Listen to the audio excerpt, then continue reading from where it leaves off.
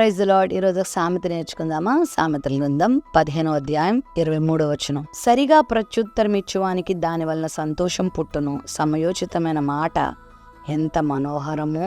చాలా మందికి మాట్లాడడం వచ్చు, కానీ సరిగా సమాధానం చెప్పడం రాదు. ఒకటి అడిగితే ఒకటి చెప్తారు, ఒకటి అడిగితే వ్యంగ్యంగా మాట్లాడతారు. అక్కడే సమస్యలు ఉత్పన్నమవుతూ ఉంటాయి. భర్తతో భార్య సరిగా ప్రత్యుత్తరం ఇస్తే సమస్యలేమి రావు. భార్యతో భర్త సరిగా ప్రత్యుత్తరం ఇస్తే సమస్యలు రావు.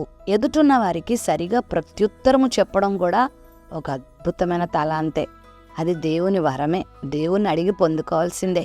ప్రవ్వా, ఎదుటివానికి ఏ విధంగా ప్రత్యుత్తరం ఇయ్యాలో జ్ఞానం ఇయ్యండి నాయనా అని మనం అడిగి ప్రభు దగ్గర అది పొందుకోవాల్సి ఉంటుంది.